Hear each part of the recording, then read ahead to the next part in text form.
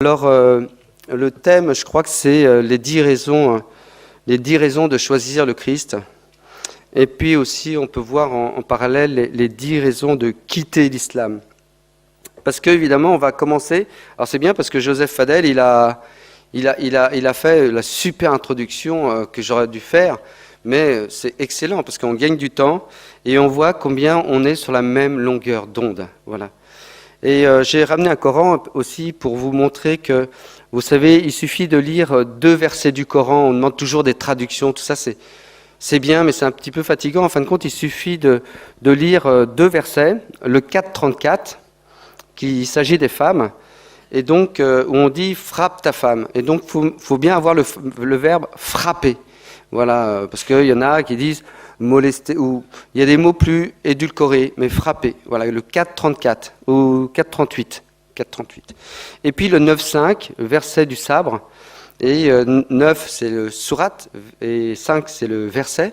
Et donc, combattez et tuez les associateurs. C'est important le mot tuer. C'est-à-dire que c'est pas simplement combattez, parce que des fois, il y a marqué combattez les associateurs. Non, c'est combattez et tuer. Voilà. Donc, si vous avez le 9.5, sourate 9, verset 5. Oui. Alors, les associateurs, c'est les chrétiens. C'est-à-dire, c'est ceux qui associent à Dieu une autre divinité. Et donc, nous, on associe un fils. Mais ils se trompent parce que le fils n'est pas une divinité, justement. Il est Dieu. Alors que, justement, si on va plus loin, et on pourra le voir aussi, peut-être, si on a le temps, mais eux, il y a un véritable associationnisme, si on peut dire, puisqu'ils associent à Dieu, eh bien, le messager, qui est au même niveau que Dieu, puisqu'il faut obéir à Allah et à son messager. Alors ça, c'est mis comme un refrain. Donc ça veut bien dire que si c'est mis, faut obéir à Allah, à son messager de la même manière. On le prend vraiment, on le divinise, vous voyez. Et donc là, il y a une association, vraiment. Donc je vais simplement prendre les 10 raisons, mais prendre aussi, avant tout, l'importance, ça a été bien dit avec Joseph Fadel, et puis avant aussi, mais de la mission. Je crois qu'un chrétien accompli est un chrétien missionnaire. C'est pas facultatif. On est baptisé prêtre, prophète et roi. C'est pas rien. Et la mission, bien sûr, tout le monde n'est pas fait pour aller peut-être dans la rue tous les samedis matins au marché ou sur le parvis de l'église. Mais il y a toutes sortes de façons d'être missionnaire, déjà par la prière, comme ça a été dit, mais je crois aussi beaucoup, on n'en parle jamais, de l'offrande. Offrir sa journée, offrir sa souffrance ou ses joies, mais on peut tout offrir. Notre vie est comme un autel aussi, il est sacré. Eh bien, notre vie est sacrée et on offre tout, on dépose tout et on peut offrir une journée eh bien, pour une personne musulmane afin qu'elle découvre le Christ. Dans la journée, on va avoir plein de bricoles. Plein de malheurs, plein d'embuscades, etc., plein d'obstacles. Non, mais on peut offrir une semaine, un jeûne, etc., etc. Et évidemment, offrir, vous savez, dans la messe, eh bien, il y a le temps de l'offrande. Eh bien, on n'assiste pas à la messe, on participe. Eh bien, on peut offrir, bien sûr, toute notre misère, mais aussi toute notre espérance, tous nos désirs de Dieu. Il faut l'offrir, mais on peut offrir eh bien, la vie de toutes les personnes musulmanes et envoyer à l'autel tous les anges gardiens de chaque personne musulmane pour offrir ce qu'ils sont et eh bien, offrir leur désir de vérité, parce que parmi tous les musulmans, évidemment, il y en a qui cherchent la vérité. Et donc, on va aller les chercher et c'est ça la mission. Quand vous rencontrez 10 personnes, eh bien, il y en a bien qui vont vous dire « Non, mais ça ne m'intéresse pas », il y en a qui ne veulent pas être dans le questionnement, dans la réflexion. Bon, tant pis. Mais sur 10, il y en a obligatoirement une qui cherche.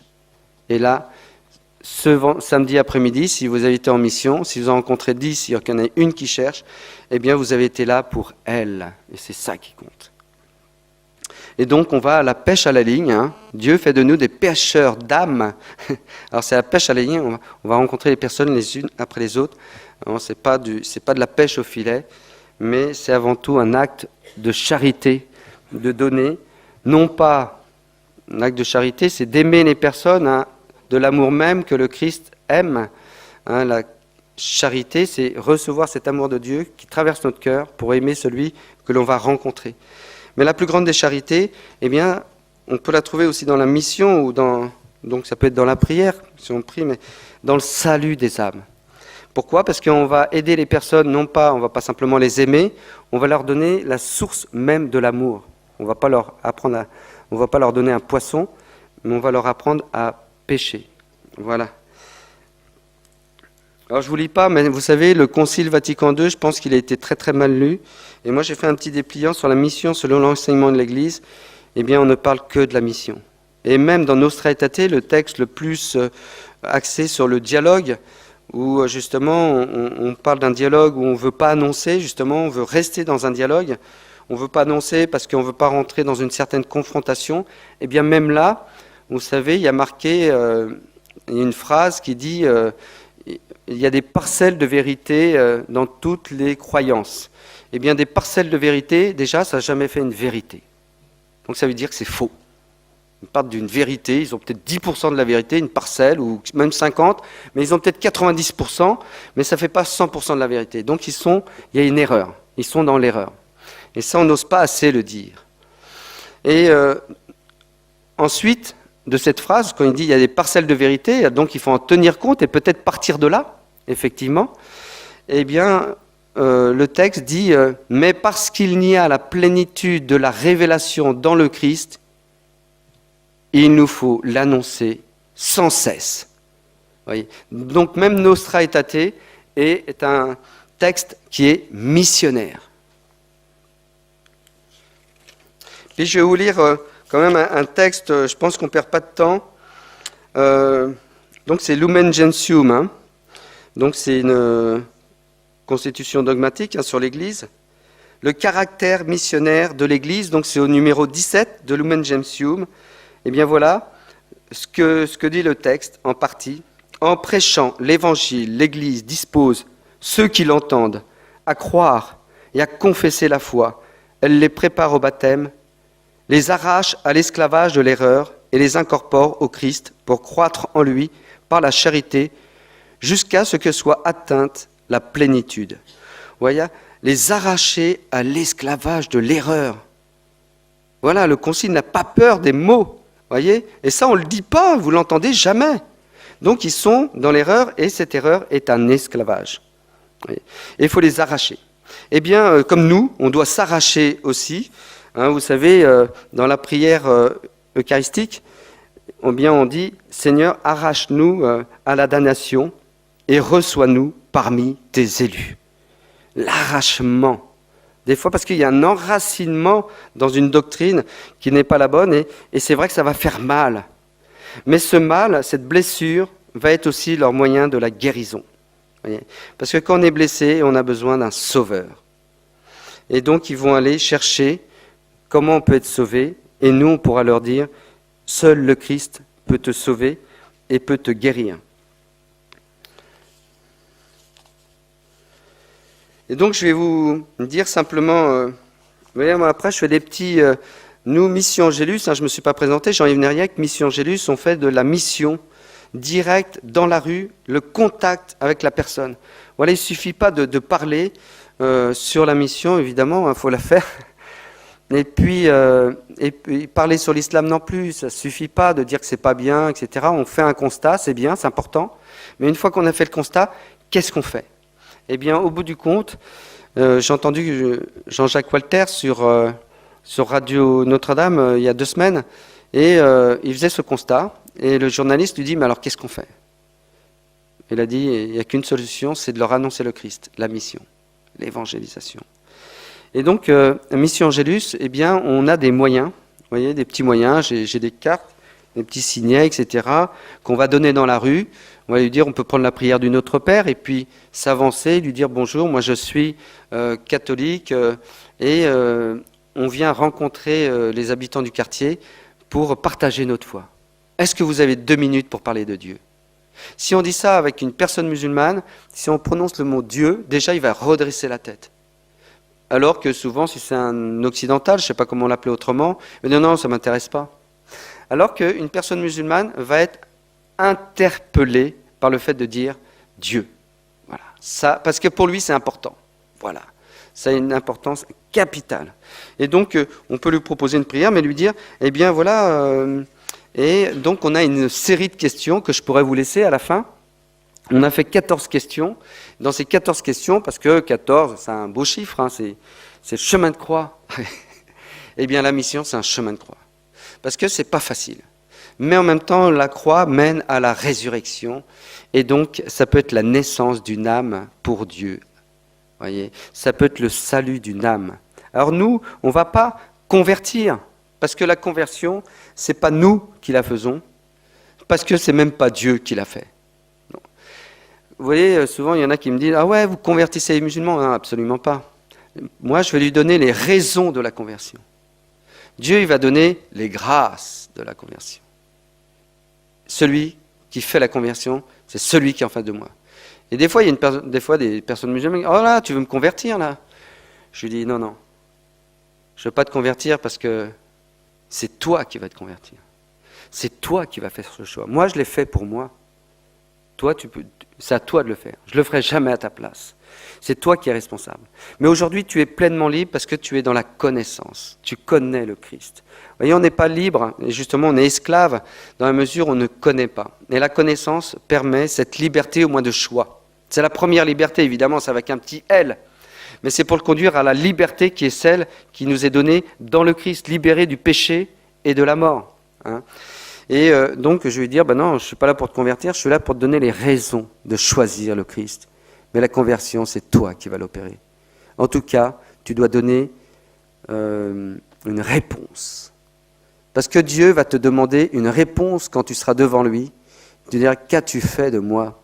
Il dira, non, mais moi je ne savais pas, j'étais musulman. Tu ne pourras plus dire ça puisque tu as rencontré un chrétien aujourd'hui. Et puis, tu seras tout seul devant Dieu. Tu ne pourras pas dire, oui, mais moi, voilà ce qu'on m'a dit. Non, non, toi, est-ce que tu as cherché ? Et donc, et il sera pleinement libre. Bien sûr, il y a cette grande liberté de choix, c'est toi qui choisis, mais cette liberté est importante parce que derrière le mot liberté, il y a le mot responsabilité. Il est responsable. Tu n'as pas choisi comment tu es né, mais tu vas choisir comment tu vas mourir. C'est toi qui vas donner la qualité de ta vie, personne d'autre. Et il faut le mettre devant cette responsabilité et lui dire qu'il n'a qu'une seule vie. Combien il y en a qui disent « Ah oui, mais tu sais, moi j'ai peur de trahir mon grand-père, je sens que l'islam ça va pas, Jésus c'est pas mal quand même. » Je lui dis « Déjà va à la messe, tu vas voir, tu vas entendre le prêtre, il va parler de Dieu. » Voilà, c'est simple. Il dit « Ouais, mais j'ose pas parce que j'ai peur de trahir mon grand-père. » « Ah bon, ton grand-père il est où ?»« Ah il est mort. » Je lui dis justement, il est en face de Dieu. En tout cas, il a la pleine connaissance. Je ne sais pas où il est, mais peut-être qu'il est au purgatoire ou je ne sais pas où il est, parce que je ne suis pas à la place de Dieu. Mais en tout cas, il a la pleine connaissance. Donc tu ne vas pas du tout le trahir, au contraire. Il ne pourra être qu'heureux de te savoir dans le Christ. Voilà donc bien montrer qu'on n'a qu'une seule vie et qu'on est responsable de cette vie, qu'il faudra en répondre à Dieu un jour ou l'autre. Et ça peut être demain. Voilà, il suffit de traverser la rue, de se faire écraser, c'est vite fait. Bien sûr, je ne le souhaite pas, mais je lui dis quand même. Il faut vraiment le mettre au pied du mur. Voilà, ne pas être... on bavarde trop. Et là, il ne s'agit pas de bavarder dans la rue, il s'agit d'un dialogue, et un dialogue, on n'est pas toujours d'accord, mais on va aller directement droit au but. On ne va pas faire de blabla. Et justement, pour cette raison, comment on fait ? Eh bien, on part sur une pédagogie. Hein. Moi, j'appelle ça une stratégie. Mais j'aime bien dire pédagogie parce que ça fait moins sévère, mais c'est quand même une stratégie. Pourquoi une stratégie ? Parce que c'est un combat et qu'il va falloir le mener. Et j'ai bien aimé Joseph Fadel parce qu'évidemment, il parle du Coran. Moi, je suis un inconditionnel du Coran. C'est très important d'être au Coran. Il faut tous être au courant. Hein. Vous êtes d'accord ? Donc, il est là, vous voyez. Et pourquoi ? Parce que là, il ne va pas faire de blabla. C'est-à-dire que moi, quand je parle de ma foi, c'est à travers les paroles de l'Évangile qui m'ont été transmises depuis 2000 ans. C'est dans une tradition apostolique. J'ai une foi apostolique, donc des apôtres. Et je transmets ce que j'ai reçu. Je n'invente rien. Voilà. Et à partir de là, si vous voulez, s'il me dit, on parlait des modérés tout à l'heure. Voilà. modéré. Mais moi, le problème, il n'est pas d'être modéré, pas modéré, etc. Moi, il me dit, non, mais moi, le djihad, c'est pas pour moi. Je dis oui. Mais sur ton front, tu as les versets du djihad qui collent. C'est-à-dire que parce que tu es musulman, le message que tu donnes, c'est celui du djihad, de tuer tous ceux qui ne sont pas dans l'islam. Oh non, moi je ne suis pas comme ça. Mais alors, pourquoi ton livre le dit? Comme moi, chrétien, ça se retourne aussi contre moi, vous voyez? Et l'exigence du dialogue, il est là. C'est-à-dire que moi, j'ai l'exigence de l'évangile. C'est-à-dire que moi, toutes les paroles de l'évangile, eh bien, je devrais en rendre compte et je dois en rendre compte aujourd'hui à toute personne et au monde entier. Devant le monde entier, il me demande cette parole-là, qu'est-ce que tu en fais? Eh bien, il faut que je réponde. Eh bien, lui, c'est pareil, il va falloir qu'il réponde des versets qui sont sur le djihad. Si vous les enlevez, il ne reste plus qu'un tiers du Coran. Donc, à partir de là, il ne reste plus grand-chose. Mais bien montrer qu'il véhicule malgré lui. Et c'est ça qu'il faut lui dire, malgré... Toi, tu es quoi? Il y en a qui me disent « Oh, je suis musulman, mais moi, je suis un humaniste. » Si tu es un humaniste, tu dois condamner ces versets violents, voilà, qui sont contre la femme, mais aussi contre toute personne qui n'est pas musulman et qu'il faut absolument tuer. Voilà. Donc, on part sur une stratégie avec des questions. Donc, il y en a 14. Et il y a 2 questions principales. Et la première, c'est évidemment, quelle est ta relation à Dieu? Pourquoi? Parce que c'est la relation à Dieu qui va me permettre d'aller à Dieu. Et quand je vais à Dieu, je vais pouvoir me laisser sauver par lui. Et donc la question, évidemment, le sommet, eh bien, ça sera comment tu fais pour aller au paradis? Alors c'est une question simple, mais c'est surtout pour dire comment tu fais pour être sauvé. Mais le mot sauvé, il ne va pas comprendre, parce qu'il est, si vous voulez, il ne va pas comprendre tout simplement parce que c'est déjà trop compliqué. Et comment le salut? Alors dans l'islam, vous savez, le salut, c'est salut, copain. C'est se serrer la main. Alors vous regardez salut dans l'islam, vous allez voir sur internet, et on dira c'est comment je serre la main de celui qui n'est pas musulman, de celui qui est une femme, etc. Vous voyez, dans diverses circonstances, on dit comment on va serrer la main à la personne, comment je salue la personne. Il n'y a pas de salut dans le sens avec un grand S. Voilà, dans le sens d'être sauvé. Donc je lui dis comment tu fais pour aller au paradis? Il va me dire je fais mes prières, je fais la zakat et la salat, la prière et l'aumône. Puis je vais faire mon pèlerinage, je fais le ramadan. Et là je lui dis mais là tu es en train de me dire que tu es en train de payer ton paradis à coup de prière et à coup de ramadan là? Donc ça veut dire que tu payes. Tu fais tes prières. Ah non, mais c'est pas ce que je veux dire. Ouais. Effectivement, ça voudrait dire que tu te sauves toi-même à travers tes actions. Et là, il en convient en disant non, c'est vrai. Et donc je lui dis, je ne comprends pas comment tu fais pour être sauvé. Et il finira par me dire, faites cette expérience, je vous invite. Parce que je pense que tous, on est en contact avec une personne musulmane au moins. On peut tous être missionnaires d'une manière ou d'une autre. Donc il faut prier pour elle et peut-être aussi lui poser cette question, comment tu fais pour aller au paradis? Mais vous pouvez le faire d'une manière très innocente, très naïve, très douce. Moi, je suis un petit peu, direct. Mais vous pouvez le faire avec beaucoup de rondeur, vous voyez, dans la voix, dans l'intonation. Comment tu fais, toi, pour aller au paradis? Ouais, je voudrais comprendre. Eh bien, il va vous dire, je fais mes prières. Je comprends pas. Tu payes ton paradis avec des prières, etc. Et puis il dira, non, en fin de compte, je suis pas sûr. Alors là, il me dit, comment ça, t'es pas sûr? Non, Dieu seul sait. Dieu, comment ça, Dieu seul? Oui, puis il va même rajouter mektoub. Ça veut dire, c'est écrit. Ça veut dire que c'est déjà écrit? Ouais, mektoub. Alors pourquoi tu fais tes prières, ça ne sert plus à rien? Si c'est déjà réglé le problème, eh bien, viens, on va prendre un jambon beurre et puis une bonne bière. Parce que de toute façon, ça ne va rien changer puisque c'est déjà écrit. Vous voyez les contradictions. Mais il va me dire déjà, eh bien, je ne sais pas. Dieu, comment ça? Non, Dieu seul sait. Et c'est là que vous voyez, alors dans la question, là, si vous voulez, dans la question, ce qui est important, c'est qu'il y a 3 parties. Dans la question, il y a sa réponse. Voilà, il me dit ça. Dieu seul sait. Après, il y a ma réponse. Eh bien, tu sais, moi, en tant que chrétien, alors pourquoi je pose des questions? C'est pour me donner une plage de temps. Parce que si vous parlez à une personne musulmane dans la rue, si vous l'accostez, eh bien, il va parler pendant 1 heure sur le Coran, sur tout ce qu'il veut. Il n'a pas grand-chose à proposer, mais qu'est-ce qu'il parle? Ah oui, là il ne va pas s'arrêter. Et c'est fou. Et nous qui avons tout à dire, on a les paroles de la vie éternelle, eh bien on ne sait pas comment parler de Dieu. Voyez, c'est ça qui est le paradoxe. Et donc à partir de là, si je lui pose des questions, déjà je le fais sortir de l'islam. Il n'est pas encore, je ne le fais pas rentrer dans le christianisme, mais on n'est pas loin. Mais déjà il sort de l'islam, parce que dans l'islam on ne se pose pas de questions. Allah, il a dit que c'était comme ça, donc c'est comme ça. On ne se pose pas de questions. Et donc je le sors déjà parce que je le mets dans la réflexion. Et la question permet de pointer là où je veux l'emmener, la relation à Dieu, le salut. Et puis j'ai d'autres questions, je vous les dirai, la liste rapidement. Et donc il rentre dans la réflexion, donc il sort quelque part un peu de l'islam. Et donc la deuxième partie de la question, c'est ma réponse. Et parce que je l'ai laissé parler, il va me laisser parler. Mais encore là, c'est pas évident, parce qu'il va me couper toutes les 30 secondes. Mais encore, je dirais même toutes les 15 secondes. Donc il va dire, tu as parlé, laisse-moi parler. C'est-à-dire que l'amour, c'est pas la mollesse. Ça a été dit tout à l'heure au sermon. J'ai bien aimé le sermon du Père, l'aumônier de l'université ici. Eh bien, on n'est pas appelé à être des mous. Non, Jésus, il était doux, il n'était pas mou.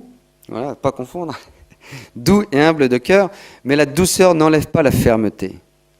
C'est-à-dire que si vous dites pas stop, tu as parlé, c'est mon tour, eh bien, il va vous prendre tout votre temps de parole, il va vous couper avec des questions, il va vouloir, si vous voulez, détourner le sujet. Pourquoi ? Parce qu'il est en danger. Il est en danger et il a peur, et ça, on ne se rend pas compte. Nous, on dit on peut avoir peur de l'islam, mais ce qu'il faut savoir, c'est que la personne musulmane a peur du chrétien. Parce qu'il a une parole, comme je l'ai dit, de vie éternelle. Une parole qui tranche, une parole de vérité. Une parole qui ne se contredit pas. Voyez, c'est la foi chrétienne, c'est comme un vitrail. Comme un puzzle, ou un vitrail, c'est plus joli. C'est-à-dire vous mettez des pièces. Toute notre vie, on va mettre des pièces. Et on va voir que ça s'ajuste parfaitement. Et à la fin de notre vie, on verra que tout le credo, eh bien, on l'aura pu, en tout cas, le comprendre partiellement parce qu'on est encore sur terre, mais bien voir que tout s'ajuste et c'est extraordinaire. Et donc, il va vouloir me couper et je lui dis non, stop, tu as parlé. Et le plus gentil des personnes, je dis toujours des personnes musulmanes, parce que ce n'est pas des musulmans. Ça, il faut s'enlever ça de la tête. C'est-à-dire qu'on est musulman, c'est une étiquette, mais c'est avant tout des personnes. C'est-à-dire qu'il est musulman par accident, par naissance, mais il n'a pas choisi. Voyez, et c'est pas inéluctable. On peut devenir chrétien. Il pourrait même devenir bouddhiste. C'est plus compliqué pour lui parce qu'il sera menacé, mais il peut. C'est sa responsabilité. Et donc, je veux dire, laisse-moi parler. Je vais te dire pour moi ce qu'est. Eh bien, tu vois, tu dis que tu ne sais pas. Tu dis que Dieu seul sait pour le salut, si tu es sauvé ou pas. Tu vois la différence entre toi et moi, c'est que moi je ne suis pas plus grand que toi, mais je ne suis pas plus que toi, mais j'ai plus que toi, parce que moi j'ai le salut, je suis sûr du salut, c'est-à-dire je ne suis pas sûr de moi, mais je suis sûr du salut qui m'est donné dans le Christ, celui qui croit en moi et sera baptisé, sera sauvé. Jésus ne ment pas. Il ne se paye pas de nos têtes, il ne se paye pas de mots. Il le dit. On l'a vu ce matin avec l'évangile sur le pain de vie, celui qui mange ma chair et boit mon sang a la vie éternelle. Et quand il dit ça, c'est au présent. C'est-à-dire que, comme dit, le royaume des cieux est parmi nous. C'est-à-dire qu'on a la vie éternelle. Elle est là. Elle descend. Depuis le jour de notre baptême, on est des sauvés. Voilà, c'est ça, tu vois, et c'est ce qui va me donner, c'est ce que je lui dis, tu sais, c'est ce qui va me donner la paix intérieure. Et vous voyez, il y a deux écueils dans lesquels est l'islam, ou la personne musulmane, excusez-moi, il faut bien faire la différence. Et quand j'ai vu les questions tout à l'heure, j'ai vu qu'en fin de compte, on se pose beaucoup de questions parce qu'on confond toujours islam et musulman. Il faut séparer complètement les deux. C'est-à-dire qu'il y a la personne et puis il y a l'islam de l'autre. Et puis quand il vous dit des choses un petit peu édulcorées, faut dire c'est pas ça, c'est l'islam. L'islam, c'est pas ça. Tu n'es plus musulman quand tu dis ça. Quand tu dis Dieu est amour, tu n'es plus musulman. Voilà. Et il y en a qui vous disent ça. Et donc, si vous voulez, moi je suis sûr du salut qui m'est donné, et c'est la paix, ça va me donner cette paix. Et l'écueil dans l'islam, c'est qu'il est toujours dans la personne musulmane, excusez-moi, c'est qu'il est toujours dans l'angoisse de l'enfer. Et quand il se met à prier, il dit peut-être que ça va me sortir, en tout cas je vais peut-être éviter l'enfer. Mais alors que pour nous, si on va à la messe, si on va à l'oraison, si on va à la confession, c'est avec joie, c'est un appel du cœur. Même la confession, c'est avec joie. Parce que Dieu va nous faire entrer un peu plus dans le salut qu'il veut nous donner. Et surtout, nous, eh bien, le cadeau du salut qui nous est donné, eh bien, on va le préserver. Vous voyez ? C'est-à-dire que et on va continuer à être des sauvés. Et pour cela, il faut rester unis au Christ, simplement. Mais je suis sûr de ce que m'a dit le Christ. Il ne peut pas, si vous voulez, me tromper. Et d'ailleurs, d'autant plus que Jésus, il dit, mais il fait. Il ne dit pas simplement qu'il est le pain de vie descendu du ciel, mais il est vraiment le pain descendu du ciel. Et si vous voulez, il ne dit pas simplement « aujourd'hui tu seras avec moi au paradis », mais il est vraiment celui qui permet, puisqu'il est le chemin, il le dit aussi, mais il va vraiment vaincre la mort. C'est-à-dire Jésus, il joint toujours des paroles à des actes, et des actes avec les paroles. Il n'y a jamais l'un sans l'autre. Et c'est pour ça qu'on est sûr du Christ. Et dans l'islam, vous allez voir, il y a toujours du blabla. C'est-à-dire que c'est un Dieu qui... Dieu, c'est un Coran. On dit que c'est Dieu qui parle, mais on fait parler Dieu, en fin de compte, à travers un livre. Et il y a toujours... on dit, par exemple, Dieu est miséricordieux. Mais moi, je cherche encore. Et je dis à tout musulman que je rencontre dans la rue, mais moi, je demande qu'à être musulman, si c'est la vérité. Et puis, je voudrais, avant tout, que tu me donnes un acte de ton Dieu. Par exemple, un acte de miséricorde. Il y a 114 sourates. Sur les 114, il y en a 113 qui parlent de la... plus que ça, mais au début, vous avez une introduction qui n'est pas un verset, mais une introduction qui parle de la miséricorde. Dieu est le miséricordieux, le tout miséricordieux. Et en fin de compte, je demande, donne-moi un acte de ton Dieu, un acte de miséricorde. Eh bien, il n'en trouvera jamais. Ah ouais, c'est un Dieu créateur. Mais non, mais ça, c'est pas un acte de miséricorde. Donne-moi un acte de miséricorde pour toi, aujourd'hui. Eh bien, moi, Jésus, il a vaincu la mort pour moi.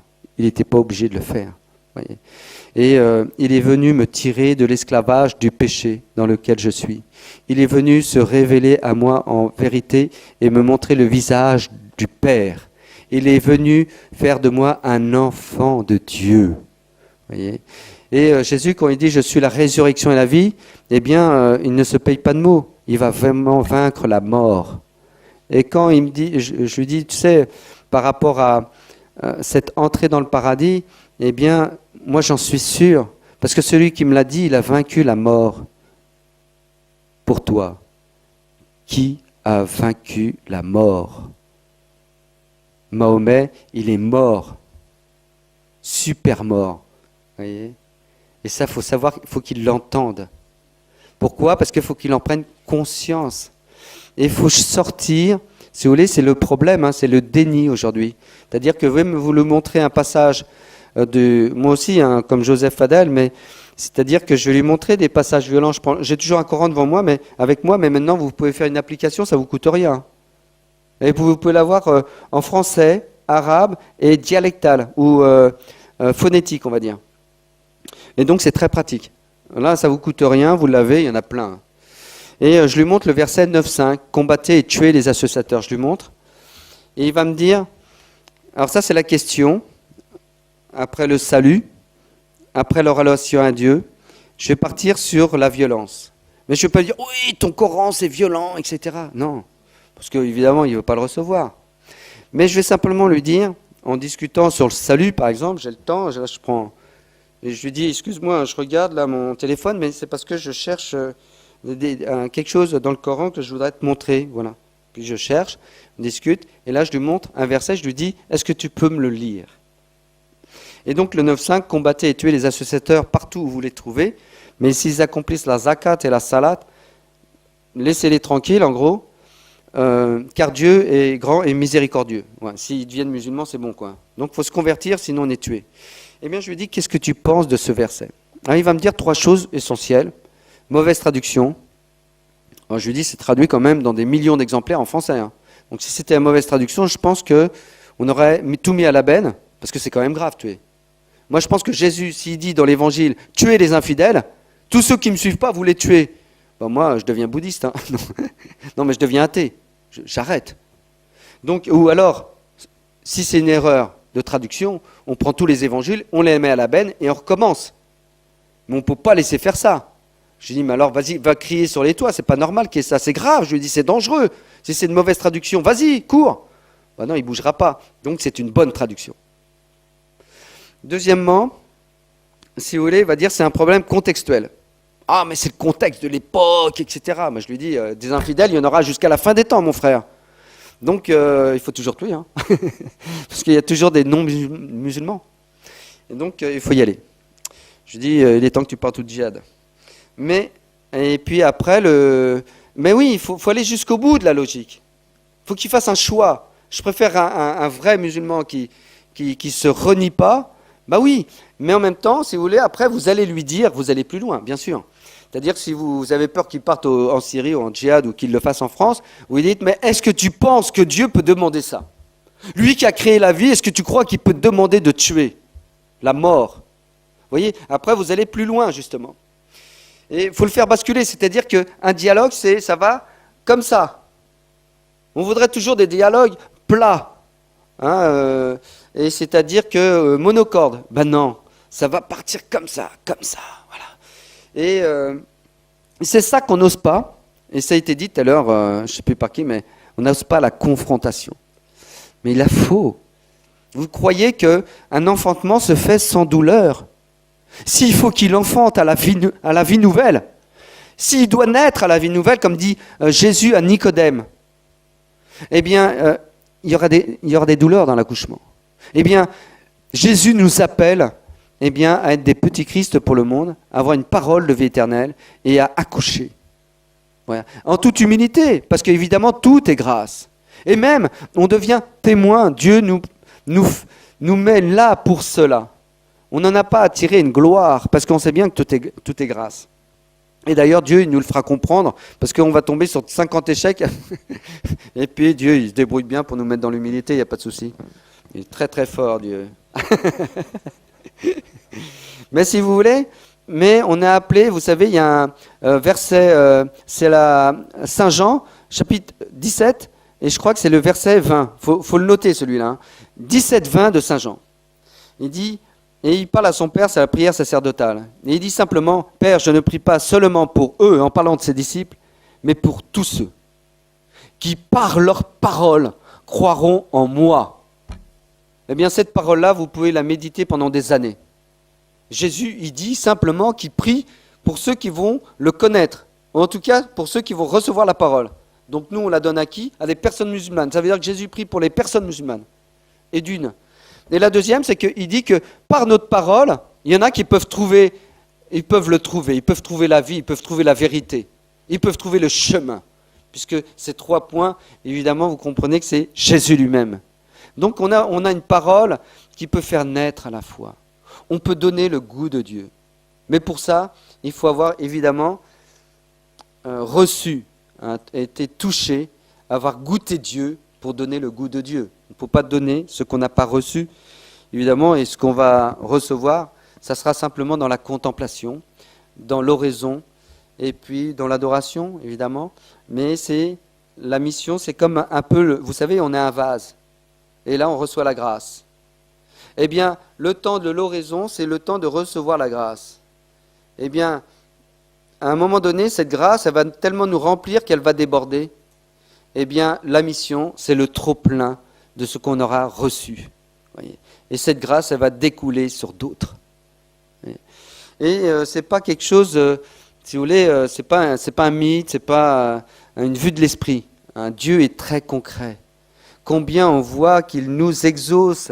Moi, ce matin, j'ai lu encore Saint Jean, parce que c'est difficile de sortir de Saint Jean, excusez-moi aux 3 autres évangélistes, mais c'est beau, vous demanderez quelque chose en mon nom, vous l'obtiendrez. Mais combien c'est vrai. Demandons avec insistance, mais Dieu il va nous l'accorder, on a déjà gagné. Et la mission, c'est rentrer déjà dans la victoire du Christ. Et donc, là, je m'écarte, mais si vous voulez, quand je parle de la violence, eh bien, je vais lui dire, mais il va me dire, donc c'est le contexte, je vais lui dire, bah non, tu sais, des infidèles, il y en aura jusqu'à la fin des temps, donc il faut continuer. En tout cas, l'islam le demande et il faut le faire tant qu'il y aura des non-musulmans. La mauvaise traduction, et puis aussi l'interprétation. Ah, c'est un problème d'interprétation, mon frère. Bah ouais, tuer, ça veut dire ceci. Non, qu'est-ce que ça veut dire tuer? Ça veut dire tuer, non? Ça ne veut pas dire pas tuer.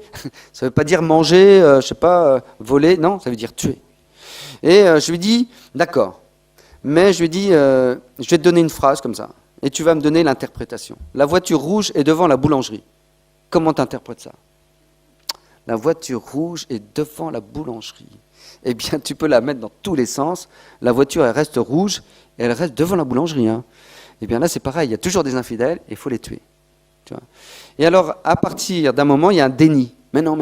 Je lui dis, je te donne raison sur tous les points. Allez, c'est mauvais contexte, mauvaise traduction et mauvaise interprétation. Mais qu'est-ce qu'on fait du mot tuer, là? Il est toujours là. Hein. Oh là là, qu'est-ce qui nous embête, ce mot? Mais il faut en faire quelque chose. Tu ne vas pas pouvoir passer à côté.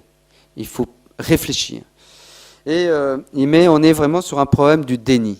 Et je crois que si en 2018, on est toujours musulman, je crois que c'est un peu étonnant. Parce qu'il y a tout pour nous dire que ça ne va pas, que c'est une parole d'homme. Et donc, je crois que le grand problème, c'est le déni. Et il faut aider à sortir de ce déni. Et donc, enlever des écailles des yeux. Et avant tout, je vais lui donner les raisons de choisir le Christ. Donc, je vous donne les raisons de choisir le Christ. Et vous voyez, je ne vais pas parler de la relation à Dieu, mais la relation à Dieu, c'est quoi? Mais c'est simplement, lui, il va me dire, je fais mes prières, mais je vais dire, c'est pas une relation à Dieu, faire des prières. Tu pries quoi, là, devant un mur? Puis le mur, encore, il résonne. Là, il n'y a même pas de résonne, ça ne résonne même pas. Il prie dans le vide. Vous voyez, il n'y a pas de réponse de Dieu. Quand je lui parle de relation, c'est qu'il y a un va-et-vient, il y a une réciprocité. Voilà. Je donne à Dieu, il se donne à moi, mais c'est surtout parce qu'il s'est donné, je me donne. C'est-à-dire, il a tout donné, et donc je ne fais que répondre à ce qu'il a. Parce que le Christ donne tout. Je ne fais que répondre, et puis moi, c'est toujours avec beaucoup d'hésitation. Il me donne tout, absolument tout, le salut, etc. Et la relation, vous voyez, je lui dis, bah, tu vois, moi, dans ma relation à Dieu, c'est pas compliqué. Jésus, il dit simplement, quand vous priez, dites notre Père qui est aux cieux. Bah, tu vois, moi, j'ai à peine commencé ma prière que je connais même la nature de ma relation. Tu es le Père. C'est-à-dire que je suis son enfant. C'est-à-dire que ma prière définit déjà ma relation. Et là, vous voyez, la deuxième partie de la question, c'est ma réponse, la réponse chrétienne. Et là, il y a une articulation pour la troisième partie. Est-ce que tu as ça, toi, dans l'islam? Tu as ça, toi, dans l'islam? Un Dieu qui est Père. Moi, je suis son enfant. Et puis je lui dis, tu sais, Jésus il dit, quand vous priez, retirez-vous dans votre chambre et priez votre Père qui est là dans le secret, là. Il est là. Eh bien, le là, c'est le plus petit mot de la phrase de Jésus, mais c'est peut-être le plus important. Parce que ça veut dire que Dieu est présent dans ma chambre, parce que je prends du temps pour lui. Je lui ai donné un rendez-vous, et Dieu est toujours au rendez-vous. Tu as ça, toi, dans l'islam, un Dieu qui se rend présent. Eh bien, il ne peut pas. Et si vous voulez, et je peux continuer longtemps. C'est-à-dire que j'ai regardé aussi le chapitre 14 de Saint Jean là, ce matin, mais c'est beau. Hein. Mais je veux dire par là, demeurez en moi comme moi je demeure en vous. C'est-à-dire que ma prière ou ma relation, ma prière se fait relation. Et ma relation se fait communion. Communion à Dieu. C'est-à-dire que Dieu, et des fois il vous dit, ah non mais moi Dieu, il est très proche de moi. Parce qu'il essaye de se mesurer, vous voyez, il essaye de se comparer et de dire, non mais moi aussi, attends, Dieu il est super proche, il est plus proche de moi que ma veine jugulaire. C'est l'expression. Oh, la veine jugulaire c'est super près, donc Dieu il est vachement près de toi. Mais pour moi c'est vraiment trop loin. Moi il n'est pas près, il est là, en moi. Demeurez en moi, comme moi je demeure en vous. Comme moi, c'est-à-dire que c'est Jésus qui commence à demeurer en moi. Vous voyez. Et je vais simplement demeurer en lui, simplement réaliser dans ma prière que Dieu il est là. c'est tout. Et l'accueillir un peu plus chaque jour. Est-ce que tu as ça, toi, dans l'islam ? Et donc le deuxième écueil, après l'angoisse de l'enfer, eh bien c'est la détresse dans le cœur de la personne musulmane. Et il est dans la détresse. Vous ne le savez pas. Il défend l'islam, mordicus. Mais en fin de compte, il est dans la détresse. Parce qu'il a un vide intérieur.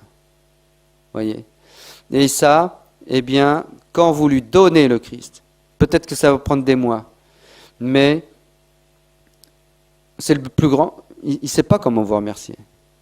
Et là, vous lui dites simplement, eh bien, ce que tu as eu par les chrétiens, parce qu'on n'est jamais seul. Vous voyez, on est toujours à plusieurs, et une personne découvre Jésus, devient chrétien, mais en ayant rencontré plusieurs chrétiens. Je lui dis, mais si tu ne sais pas comment remercier les chrétiens, eh bien, fais de même.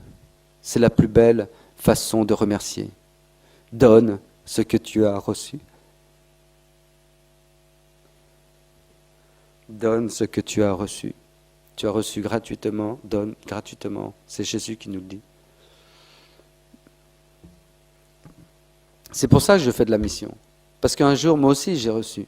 Un jour, quelqu'un m'a parlé du Christ. Vous voyez, moi, j'ai rencontré 2 personnes. Ces 2 prêtres. Il y en a un, j'ai fait 2 activités de camp un été, donc d'une année sur l'autre. Il y en a un qui m'a parlé de Dieu. Et l'autre ne m'a pas parlé de Dieu. Eh bien, si vous voulez, la personne qui ne parlait pas de Dieu, elle était très bien organisée, on avait fait des belles vacances, c'était beau, etc. Mais pas un mot sur Dieu. Je ne serais jamais devenu chrétien avec cette personne-là qui était prêtre. Par contre, l'autre prêtre, il parlait, il a parlé de Jésus, il a parlé de la Sainte Vierge, il a parlé des sacrements, de la messe, la confession, on a eu une journée désert, il nous disait, il faut lire la Bible, voilà, prenez un temps de silence, etc. Il parlait de Jésus. Et je me suis dit, si c'est vrai tout ce qu'il dit, il faut que j'y croie. Eh bien, si je n'avais pas rencontré une personne qui m'avait parlé du Christ, je ne serais pas chrétien aujourd'hui. Eh bien, peut-être que nous, on est responsable de la déchristianisation. S'il y en a un qui n'est pas chrétien, c'est peut-être un peu à cause de nous, parce qu'on a été trop timide, on n'a pas osé, sachant qu'on n'a qu'une seule vie. On n'a qu'une seule vie, il ne faut pas la louper. Moi, une fois, vous savez, j'étais dans un jour de l'an un peu païen, je l'avoue, et alors que normalement, je devais aller à la messe, parce que j'aime bien aller à la messe de minuit, parce que c'est une très grande fête, et puis pour moi, c'est un anniversaire. Le 1er janvier, c'est Théotokos, et c'est le jour où j'ai eu cette conversion du cœur.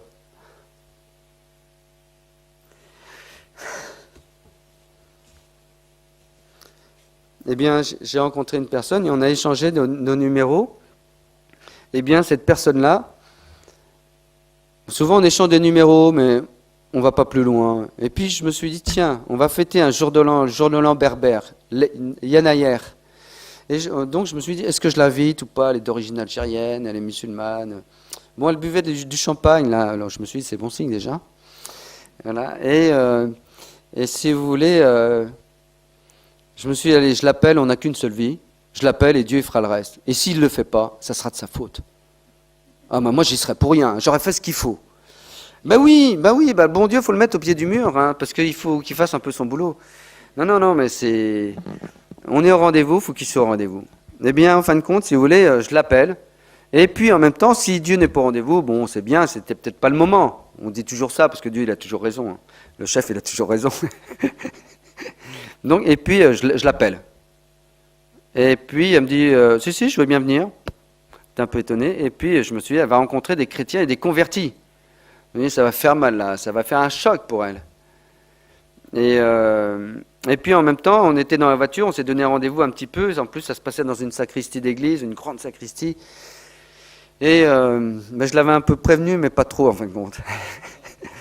Et puis dans la voiture, avant d'arriver, et puis on commence à parler un peu sur l'islam, et puis sur la vie de Mahomet. Je lui dis, purée, mais t'as vu le beau modèle de l'islam? Et puis là, je lui sors un chapelet de choses pas belles sur Mahomet. Oh là, on commence à se friter, je ne sais pas comment dire autrement, ça commence à faire des étincelles, je me suis dit, ça commence bien. Et puis je me dis, bon, allez, on laisse tomber, viens, je vais te montrer mes amis. Et puis on rentre, et puis on prend un couscous, et puis à la fin, il y a une galette des rois. Et puis on était assez nombreux, et puis il y avait des petites galettes, et là, il y avait des petites parts pour le coup. parce qu'on était très nombreux, donc on a fait des toutes petites parts de galettes dans des assiettes en plastique ridicules, avec un verre de champagne qui est du cidre en fin de compte. Et puis, non, tout était faux. Mais, si vous voulez, c'était du cidre normand quand même. C'était pas made in China, mais c'était tout juste quand même. Hein. Et puis là, et puis j'étais en face d'elle, on discute, à bâton rompu. Et puis à un moment donné, elle fait. Oh, je lui dis, toi, t'es tombé sur la fève. Hein. T'es tombé sur la fève là. Et elle me dit, ah bon. Et puis elle commence à prendre, elle essuie avec une serviette en papier. Et puis elle regarde et puis elle voit pas. Et puis elle me dit, c'est quoi? Et là, je la regarde avec des yeux énormes. Je lui dis, mais c'est le Sacré-Cœur. Alors, dans des galettes en France, souvent, on a Snoopy, Goldorak, Donald, tout ce que vous voulez. Mais là, non, c'est le Sacré-Cœur. Alors, je la regarde droit dans les yeux, je lui dis, mais c'est... Alors, heureusement que j'étais assis, hein, je lui dis, mais c'est providentiel. C'est un signe de Dieu, c'est pas croyable. Il y avait une chance sur 10 000 pour tomber sur le Sacré-Cœur. Et en fin de compte, vous voyez, de fil en aiguille, 2 ans après, elle était baptisée. Eh bien, c'est pour vous dire que je n'aurais pas passé ce coup de fil. Je n'aurais pas dit, on n'a qu'une seule vie, il faut y aller. Eh bien, elle ne serait pas chrétienne aujourd'hui. Voyez. Et il suffit de peu de choses et la providence agit, c'est là où Dieu se cache. C'est-à-dire Dieu se cache dans la providence parce que c'est un geste humain, voilà, on rencontre une personne un peu par hasard, il se cache derrière le hasard, Dieu. Mais en fin de compte, c'est énorme. La providence aussi, elle est délicate, fragile, autant elle est puissante. C'est une puissance, c'est phénoménal. Mais c'est dans la fragilité, comme dans la croix. Il y a la puissance de l'amour, voyez. Eh bien, voilà. Eh bien, on a sûrement une personne dans notre entourage qui est musulmane. On ne perdra jamais rien à lui poser la question du salut, à la question de la relation à Dieu, à des questions qui sont vitale. Mais ce n'est pas une vie terrestre, c'est une vie surnaturelle. Voyez. Et en fin de compte, on ne sait pas, mais si tous les chrétiens de France qui vont à la messe, il faut déjà rencontrer Dieu. C'est pas évident. Il y a des chrétiens qui vont à la messe qui n'ont pas rencontré Dieu. Eh bien, il faut demander de rencontrer Dieu. Il faut demander cette grâce. C'est-à-dire que si on va à la messe par habitude, eh bien, il faut dire, mais Seigneur, qu'attends-tu pour te révéler à moi? J'ai la certitude. Parce qu'on ne peut pas, si vous voulez, convaincre si on n'est pas convaincu. Eh bien, il faut lui demander cette foi à Jésus. On l'a cette foi, puisqu'on l'a reçu au baptême. Vous voyez, quand il y a des gens, moi je travaille dans un hôpital, hein, et je suis responsable d'aumônerie, donc je rencontre beaucoup de personnes qui sont alitées, et puis ils me disent, moi j'ai pas la foi. Je dis, est-ce que vous êtes baptisé? Je dis, oui, je suis baptisé. Vous avez la foi alors. Simplement, elle n'est pas activée, quoi. Il faut l'activer, il faut se brancher, quoi. C'est-à-dire que, si vous voulez, c'est comme un logiciel, il est là, mais on s'en sert pas, quoi. On l'a même pas, installé, quoi. Non, mais arrêtez, il est mis dans le placard. Mais elle est là, la foi. Elle nous est donnée.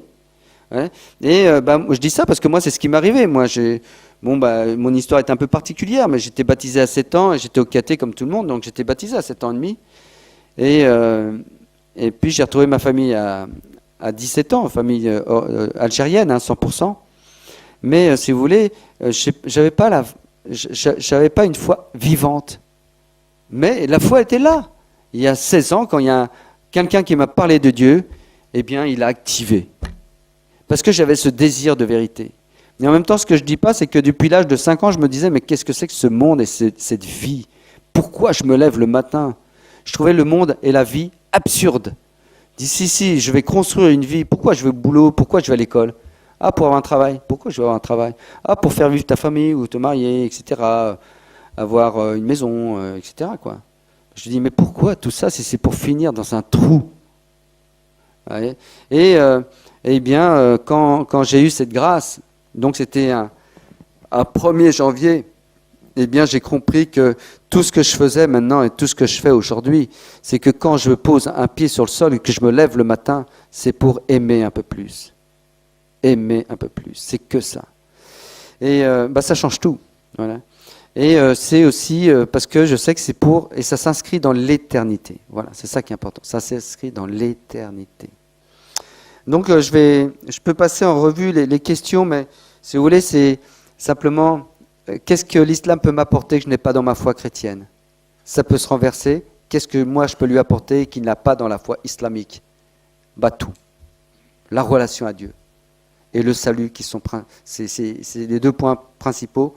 Mais si vous voulez, sachant que l'islam n'apporte pas la relation à Dieu, n'apporte pas le salut, mais c'est plus que ça. C'est que l'islam empêche la relation à Dieu et empêche le salut, puisqu'il empêche de connaître le Sauveur. Et puis il empêche la relation parce que, si vous voulez, Dieu est tellement transcendant qu'il est inaccessible. Donc s'il est inaccessible, bah, je ne peux même pas chercher à avoir une relation à lui, quoi. Et quand je pose la question, des fois il y a des personnes musulmanes, ils me disent mais je ne comprends pas ta question. Bah, effectivement, il ne peut pas la comprendre ma question puisque ça n'existe pas dans l'islam. Voyez. Et puis donc qu'est-ce que l'islam peut m'apporter que je n'ai pas dans ma foi chrétienne? Et puis aussi la question que je lui pose, mais parce que des fois il me dit Allah, Allah, Allah, ouais, Allah isbar, ouais. Allah qui se barre. Non. À la cuisine aussi. Ah non, mais si vous voulez, je lui dis, mais est-ce qu'il suffit d'être né dans l'islam pour dire que c'est la vérité? Franchement. C'est-à-dire que si tu étais né juif, c'est pire que tout de lui dire ça, hein. C'est pire que tout. Le gars il fait un bond là, c'est limite la crise cardiaque. Hein. Mais si je lui dis, si tu étais né bouddhiste, chrétien, tu dirais Jésus. Mais là tu es né dans l'islam, donc tu dis Allah. Mais c'est parce que tu es né là-dedans. Parce que depuis ton biberon, on te dit ça. Mais est-ce que c'est la vérité? Est-ce que tu as fait un choix personnel? Et c'est là la responsabilité, vous voyez. Et donc, après, quand je lui montre le verset violent, je lui dis, qu'est-ce que tu penses de ce verset? Je peux lui dire, ouais, l'islam c'est violent, mais je lui montre le verset, il le lit, parce qu'ils sont très naïfs, hein. Parce qu'en fin de compte, ils lisent un verset, et puis des fois, ils le lisent tout haut, vous voyez. Combattez, tuez les associateurs. Après, il dit, merde, qu'est-ce que je vais me dire là? Je vais lire le Coran. Ben oui, parce qu'il ne sait pas ce qu'il va lire. Parce qu'il n'a jamais lu le Coran. À 95%, ils n'ont pas lu le Coran. Et à la fin, je lui dis, qu'est-ce que tu en penses? Moi, ça me choque. Et puis, je lui dis, qu'est-ce qui me dit que l'islam est une révélation? Qui me dit que... Et je lui dis aussi, montre-moi la puissance de ton Dieu. Et d'ailleurs, j'ai envie de rajouter là.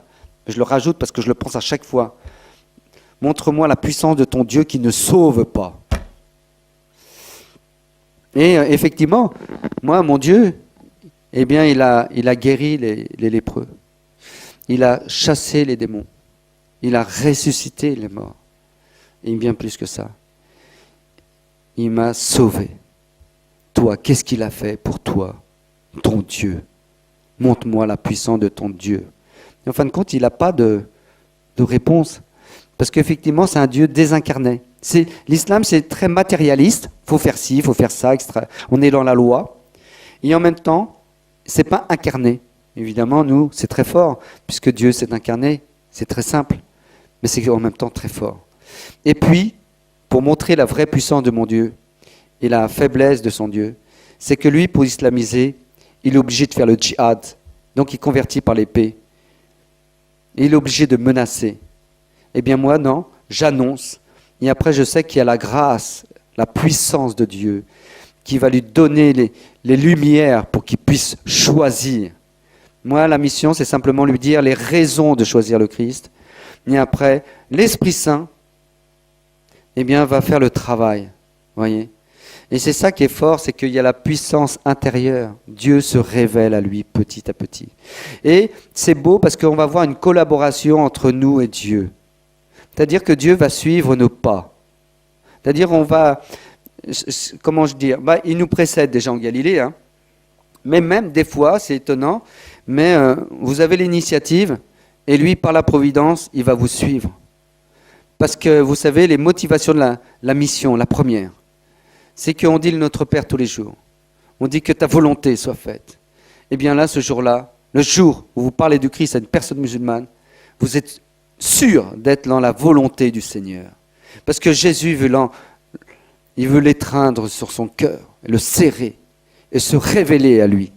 Donc on est sûr de faire la volonté de Dieu. Voyez. Et ça nous met une paix intérieure. C'est très très fort. Et puis, le deuxième point, c'est qu'on va faire l'expérience de l'Esprit Saint. C'est-à-dire qu'on va dire des choses, des fois, ça va nous dépasser. Oh, j'ai dit ça. Oh, j'aurais pas pensé. Oh, je lui dis, là, tu as fait l'expérience de l'Esprit Saint. Vous voyez, ça, c'est le deuxième point. Et le troisième point, c'est que quand on rencontre une personne musulmane et qu'on lui parle de Jésus, eh bien, on ne sait pas.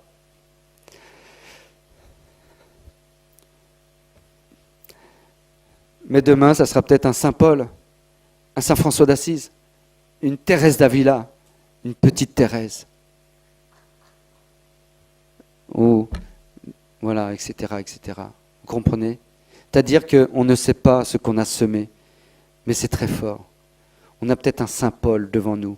Et en fin de compte, parce que c'est aujourd'hui on a lu l'évangile de la conversion de Saint Paul, la lecture. Eh bien, si vous voulez, on a peut-être 4000 musulmans qui vont devenir chrétiens parce qu'un jour on était là, sur le marché, sur le parvis, et qu'on lui a dit « Jésus, c'est aussi pour toi ». Et voilà la troisième partie de la question. Une fois que j'ai dit « Tu vois, pour moi, en tant que chrétien, voilà la relation à Dieu. Tu vois, pour moi, en tant que chrétien, voilà, je suis sûr du salut qui m'est donné, parce qu'il y en a un qui a vaincu la mort pour moi. » Deuxième partie. La troisième partie, c'est de dire, toujours avec l'articulation, as-tu ça toi dans l'islam? Qui est mort pour toi? Qui a vaincu la mort pour toi? Et la troisième partie, c'est de dire, si aujourd'hui tu veux connaître le salut, si aujourd'hui tu vas avoir une relation à Dieu, c'est possible, mais il faut choisir Jésus. C'est la seule chose qui t'est demandée, c'est de choisir Jésus. Mais tu peux le faire maintenant, tout de suite, aujourd'hui. Pourquoi attendre? Voilà, maintenant. Parce que Dieu va te maintenir, voilà, dans la relation, dans le salut. Voilà. Je terminerai simplement, donc je n'ai pas donné, on pourrait parler des heures. Oui, simplement, la relation à Dieu est possible avec le Christ. Deuxième raison, c'est un Dieu d'amour, une relation d'amour. Dieu se donne, il donne tout. Et puis dans le Christ, il y a la joie parfaite. Entre dans la joie de ton maître. Je vous ai dit cela pour que votre joie soit en vous et que votre joie soit parfaite. Saint Jean 15, 9. Avec le Christ, la liberté. La liberté des enfants de Dieu, la liberté, on sort de l'esclavage du péché et de la mort. Et puis aussi, Jésus, alors vous connaîtrez la vérité, et la vérité vous rendra libre. Amen, amen, je vous le dis, qui commet le péché est esclave du péché. L'esclave ne demeure pas pour toujours dans la maison. Le Fils, lui, il demeure pour toujours. Si donc le Fils vous rend libre, réellement, vous serez libre. Jean 8. Avec le Christ, la vérité en plénitude nous est donnée. Moi, je suis le chemin, la vérité et la vie. Personne ne va au Père sans passer par moi. Avec Dieu, un Dieu agissant qui écoute et exauce nos prières. Demandez, vous recevrez. Cherchez, vous trouverez. Frappez, on vous ouvrira. En effet, quiconque demande reçoit, qui cherche trouve, à qui frappe, on ouvrira. Voyez, s'il y a deux points que je dois donner pour résumer, eh bien, pour Mission Angélus et puis pour ce que je viens de vous dire, c'est le souci des âmes, le salut des âmes. Ça, c'est pour nous. Et pour la personne qui est en face de moi, c'est simplement tout ce vacarme qu'on fait. C'est simplement, à la fin, pour qu'il puisse simplement rencontrer Dieu, la rencontre. Avec le Christ, la lumière. Je suis la lumière du monde. Et plus que ça, Jésus fait de nous la lumière. La lumière, on est lumière dans la lumière. Voilà, on transmet. Jésus nous dira, vous êtes la lumière du monde. Et puis aussi, avec le Christ, la puissance de Dieu. Jésus guérit les malades, chasse les démons et ressuscite les morts. Avec le Christ, le pardon nous est donné. Souvent à l'hôpital, je le dis, vous savez, parce qu'il y a des gens qui sont sur le seuil de la mort. Mais il n'y a que le Christ qui nous montre un chemin de pardon. Et il peut nous le montrer parce qu'il l'a vécu pleinement. Père, pardonne-leur, ils ne savent pas ce qu'ils font. Avec le Christ, la paix intérieure. Ta foi t'a sauvé. Avec le Christ, la révélation divine. Simon-Pierre lui dit, Seigneur, à qui irions-nous? Tu as les paroles de la vie éternelle. Avec le Christ, enfin, le salut nous est donné. Le Christ donne tout. Et je terminerai simplement sur les Philippiens.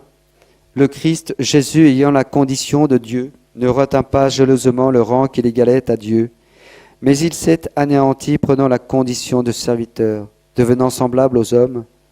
Reconnu homme à son aspect, il s'est abaissé, devenant obéissant, jusqu'à la mort et la mort de la croix. C'est pourquoi Dieu l'a exalté, il l'a doté du nom qui est au-dessus de tout nom, afin qu'au nom de Jésus, tout genou fléchisse au ciel, sur terre et aux enfers, et que toute langue proclame Jésus-Christ est Seigneur, à la gloire de Dieu le Père. Amen.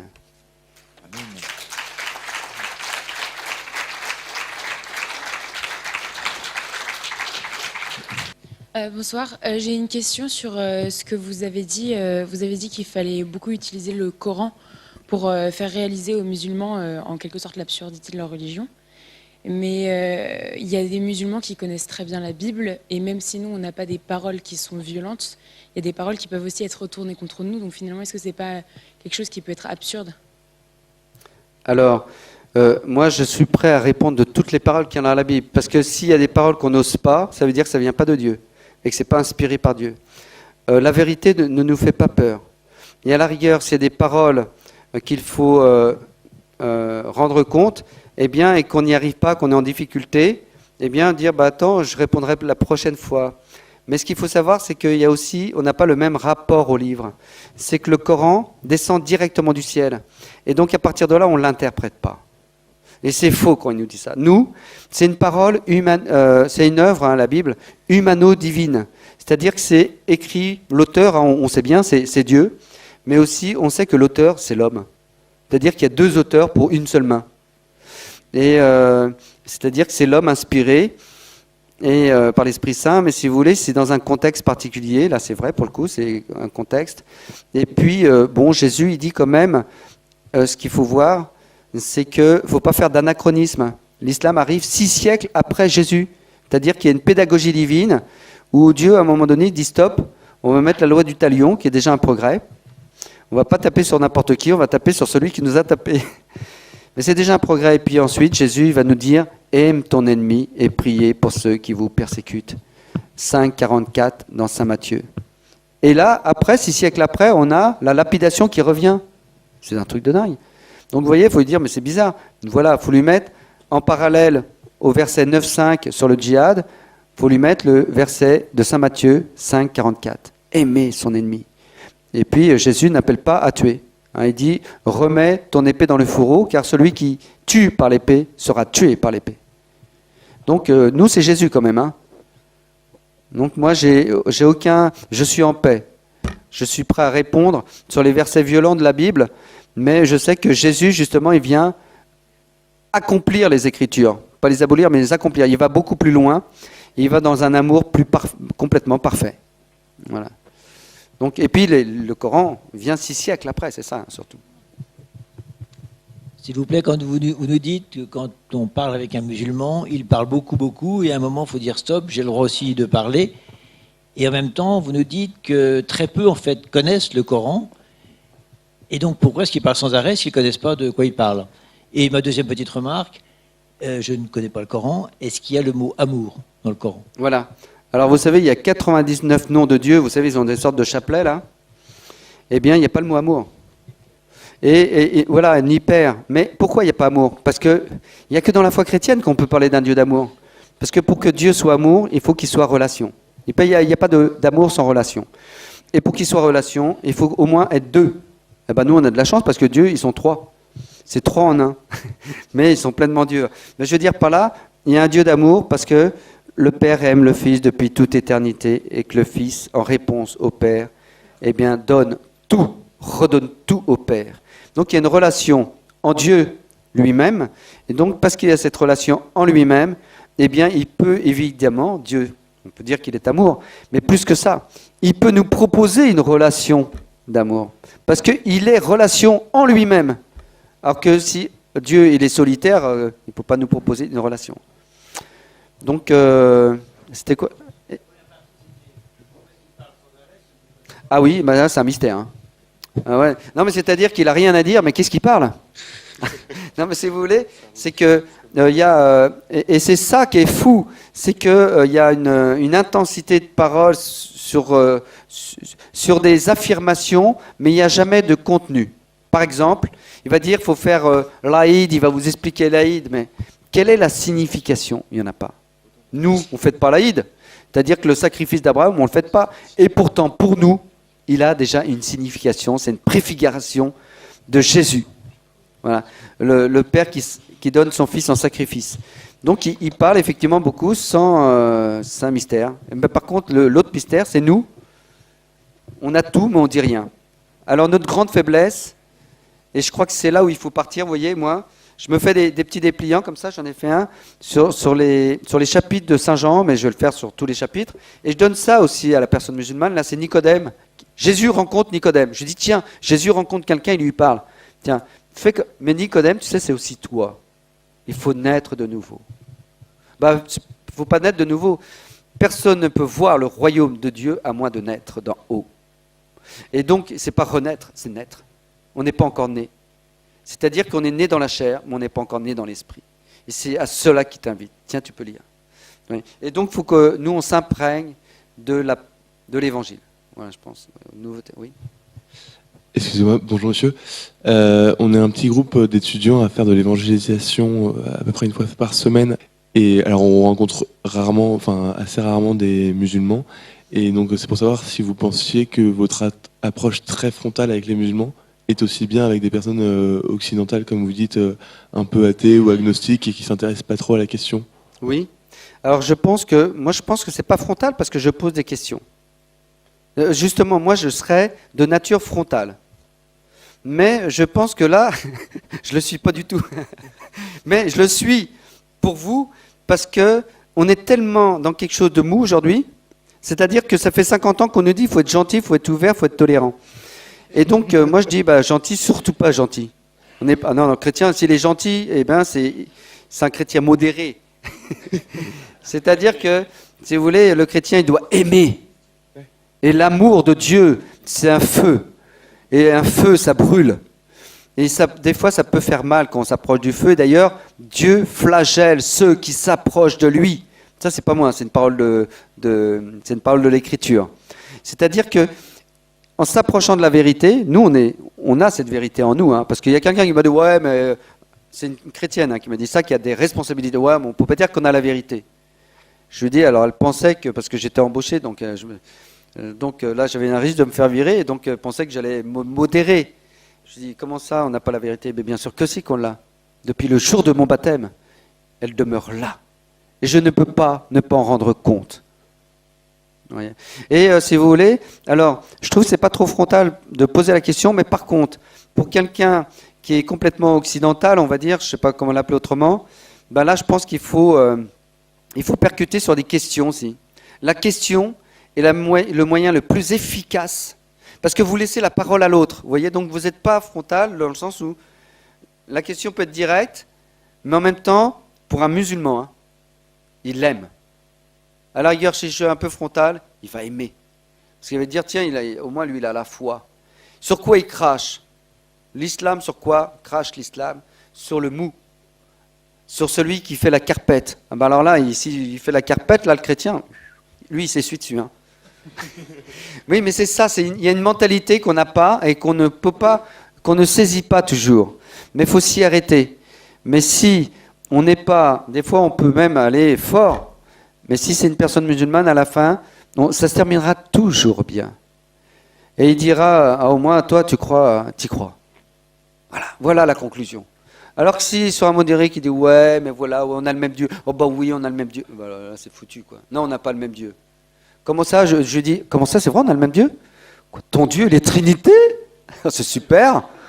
Bah attends, on va faire un signe de croix ensemble, tiens, on va à l'église, là. Vous voyez? Mais non, mais combien de chrétiens n'osent pas dire maintenant on n'a pas le même Dieu? Moi, à l'hôpital, je me bats avec ça. C'est-à-dire que j'ai des personnes qui font les visites avec moi, et ils me disent, ouais, il faudrait que tu nous briefes sur les personnes musulmanes et tout, parce qu'ils savent un peu ce que je fais. Et puis, j'en dis, oui, mais de toute façon, quand tu rentres dans une chambre, si tu te prononces comme étant catholique, Parce qu'on dit, voilà, on vient faire des visites, on est l'aumônerie catholique de l'hôpital. S'il y a un musulman, la première chose qu'il va te dire, 8 fois sur 10, ah oui, mais de toute façon, on a le même Dieu. Et tous, ah bah oui, c'est vrai, il n'y a qu'un seul Dieu. Non, ça ne tient pas. Mon Dieu, moi, il est Trinité, et il ne me demande pas de faire le djihad. Il me demande d'aimer l'ennemi. Alors, je ne vais pas lui dire la deuxième partie, mais je vais lui dire, mon Dieu, lui, il est amour. Je ne lui dis pas ça même, parce que c'est tellement banalisé l'amour. Je dis, moi, mon Dieu, il est Père. Il est Père pour vous, Dieu. Et là, stop, finish. Voyez, donc on n'a pas le même Dieu. Et quand on dit qu'on n'a pas le même Dieu, pourquoi on ne veut pas? Parce que c'est la confrontation, parce que ça veut dire qu'il y en a un qui a raison, il y en a un qui a tort. Il y en a un qui a le vrai Dieu, il y en a un qui a le faux Dieu. Eh bien, c'est ça, c'est ça. Et on n'ose pas, mais à un moment donné, il va falloir le dire. Et donc, on se met autour de la table, on dit, il est où le faux Dieu? Et puis, on met nos cartes sur la table, et on va voir ce qui est vraiment, ce qui conduit à Dieu et ce qui ne conduit pas à Dieu. Parce que ce que je ne vous ai pas dit, là, j'ai 10 raisons de choisir le Christ. Mais si je vous l'ai dit, les 10 raisons de quitter l'islam quand même. Il y en a au moins 10, hein. J'aurais pu en mettre 50, mais on va se limiter à... Oui. Bonjour monsieur, je voulais savoir 2 choses. Déjà, comment vous pouvez prouver que Dieu est miséricordieux et que ce qui est écrit dans la Bible, c'est-à-dire par exemple que Dieu guérit les lépreux, comment vous pouvez me le prouver? Et deuxièmement, comment vous pouvez prouver que Dieu est miséricordieux aujourd'hui? C'est-à-dire, est-ce que Dieu, concrètement, il fait des actes de miséricorde aujourd'hui? Comment vous pouvez le prouver? Alors, de manière très pragmatique. Comment je peux le prouver? Alors, je peux le montrer à travers l'Évangile, mais après, j'invite, et ce que j'ai dit tout à l'heure, j'invite à la rencontre. C'est-à-dire que je vais lui dire, tu sais, moi, mon Dieu, il est miséricordieux. Il a donné sa vie pour moi, et il a vaincu la mort pour moi. Et après, je lui dis d'ailleurs, tu peux faire l'expérience. Et c'est la limite de la mission. C'est-à-dire que je vais dire ce que je te dis, c'est moi. Mais après, mais c'est pas que moi, c'est aussi toute une tradition apostolique. C'est-à-dire tradition apostolique, il faut bien apostolique, on parle d'apôtres.